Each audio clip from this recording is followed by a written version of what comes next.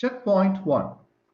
The figure here shows a Gaussian cube of face area A immersed in a uniform electric field E vector that has the positive direction of the z-axis. In terms of E and A, what is the flux through the front face, which is in the xy plane, and what is the flux through the rear face, and what is the flux through the top face, and what is the flux through the whole cube. So that means we have to find the flux phi value for the mentioned phases. So in the cube, you can see this cube, the cube has 6 sides. So this is the front face and back side is the rear face, and the top one is the top face and the bottom one is the bottom face, and this is the right face, this is the left face, right? So better I can write this is the front face, this is the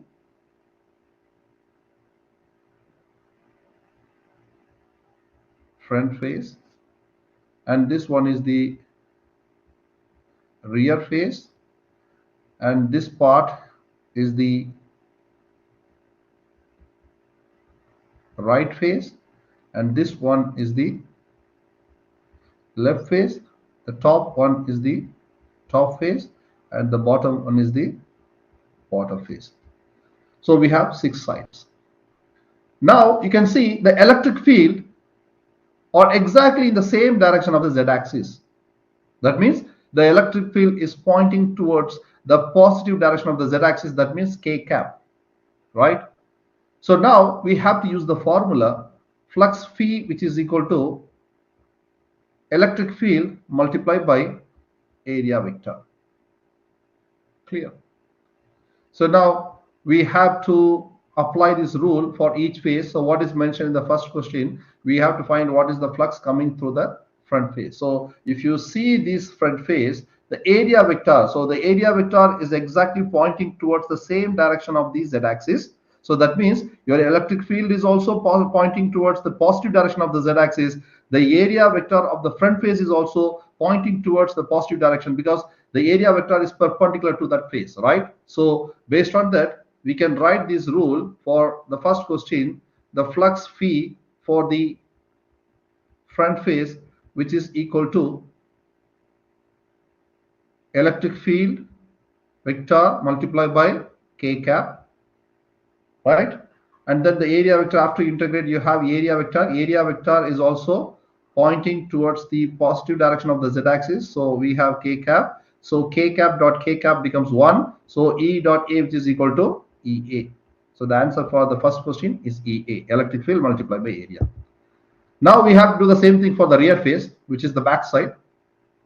So the rear face, the area vector is normal to the direction of the negative direction of the z-axis. That means that here the rear face area vector is pointing towards the negative k cap.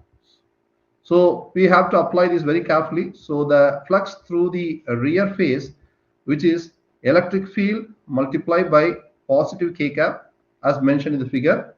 But for the rear face, the area vector is in the negative direction of the z-axis. So it is minus k cap. So the answer minus k cap dot with k cap is minus 1. So minus 1 multiplied by EA is nothing but minus EA. So this is the answer for part B. Now we have to come for the top face. The top face area vector here is pointing towards the positive direction of the y-axis. But here electric field is in the direction of the z-axis. The angle between these two is 90 degree. Based on the angle, cosine 90 becomes 0. But if you apply the k cap value and j cap value, it becomes 0. Why? Because we are going to find the electric flux, that means the flux through the top face.